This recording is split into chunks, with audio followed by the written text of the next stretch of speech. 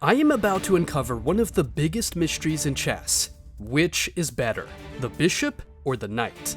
They are both worth 3 points, but almost everyone seems to have a completely different opinion. That is why in this video, we will be looking into both the bishop and the knight during all stages of the game, and finally putting an end to one of the greatest questions in chess. And without spoiling, I have a few tricks for you to completely destroy one of these pieces. First, the opening. To beginners, putting the knights out feels more natural, but as the skill progresses, it becomes just a piece that needs to be developed just like the bishop. That means during the opening, these pieces are equal. However, everything changes when we move on to mid-game. Here, stats matter. Knights are very good at attacking, but they are not good at applying pressure. If you wanted to pressure the king on this h-pawn here targeted by the queen, option A would be to bring the knight on g5. The opponent will simply move the pawn forward and you have to retreat. Possibly just wasted a move. Option B, however, is to pressure with the bishop on c2. Here the opponent has only 2 realistic moves, pawn to g6 or pawn to f5. If the opponent goes to g6, we again build pressure using our bishop, moving to the h6 square. The opponent moves the rook and then we pin the knight and the queen by moving the bishop to g5. And then we probably keep the bishop there for a while since it really disrupts the game for black. Bishops like these just kind of remind me of campers in shooter games. While annoying, the strategy is effective in chess. Does that mean that knights are generally terrible at applying pressure? Well, they are, until the conditions meet. If you manage to put the knight out in a square that cannot be threatened by an equal or a low value piece, then that knight will completely dominate the game. It's basically the high ground meme, but for a game that has way less money involved. Like, look at this position. This knight here is safe and can pressure the opponent's side of the board without worrying that a pawn or a bishop might push it out. The knight on d5 can take the bishop and fork the king in a possible blunder, and will be a great tool when the white pieces attack the king side. In this case, the knight sounds like a camper that has activated wall hacks. On the other hand, this bishop here is completely useless. There is no way to go, and to really activate it, you need a few moves. Knights do really well in closed or crowded positions like these, but bishops are able to pressure and do well in more open positions. Here, I would rather have a knight instead of a bishop. When it comes to mid-game, these pieces' value really depends on the board. Whenever you want to exchange a knight or a bishop, you have to remember how active they are and if they can become annoying campers. But in the end game, that's when the bishop really takes the lead because the position is more open.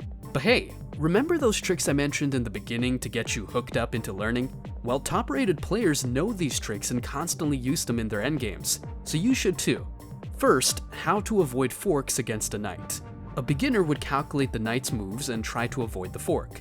But there is a way simpler trick to avoiding forks, and it all has to do with how the knight moves. Look at this knight in d4. If you notice, the knight is standing on a black square, and if we calculate the potential moves, these are the squares the knight can land on. But all of these squares are white, meaning the knight can only attack on one color and it must be the opposite of the one it's standing on.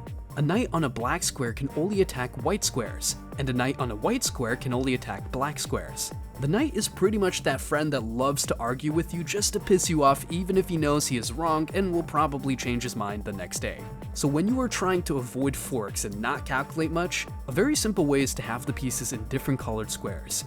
Look at this position. The king and the rook are both in black squares. To avoid a fork, we move the king to a white square, and there is no way for this knight to ever reach both pieces. If you have ever wondered why 2 knights suck, it's exactly because of this. You might pressure with 2 knights, but all the opponent has to do is keep the pieces in separate colors. 2 bishops, on the other hand, can just checkmate the king. But wait, there are even more tricks to really destroy the knight. This next one is called the optimal positioning. If you want to be even safer from a knight, the best spot is 2 squares away diagonally, like our king here. To deliver a check, the knight will always need to move 3 times. Here, the knight would have to go e6, f4, and h3 to finally reach the king. This is a huge issue for the knight in endgames. Imagine how funny it is that in g1, 3 squares away, the knight can fork the king and the rook, but the moment the king comes a bit closer, the knight immediately starts his 9 to 5 shift. But what if you wanted to get closer to the knight and avoid checks? Simple. You just stay on the sides of the knight instead of the diagonals. Think about it. The knight on d4 can attack any piece that stands 1 square away diagonally with just 1 move. But if we go to the sides, the knight needs at least 2 moves, because first, he has to go to the same color square as our piece on the side, and then go to an opposite color to finally attack our piece. And this is going to blow your mind, but now we have the full picture. If you want to evade the knight and you are on the diagonals, always be even numbers away from the knight, meaning 2 and 4 squares away diagonally and you should be good. But if you are on odd numbers like 1 and 3, then the knight can reach you.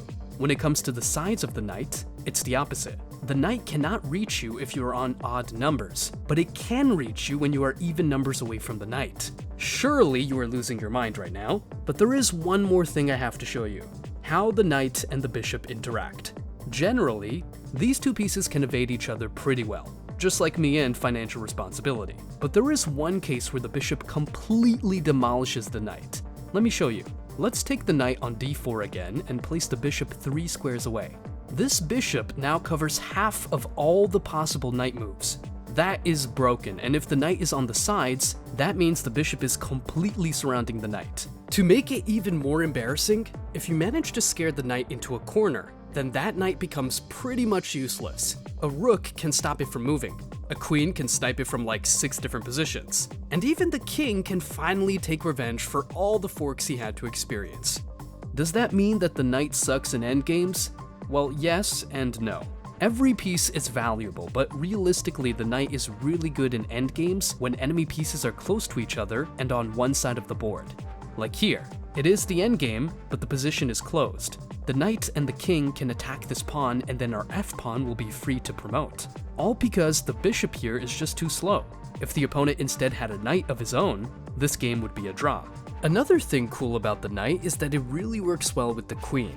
Since the knight basically switches colors all game, it has an easier time coordinating attacks with the queen and can get into some sneaky positions.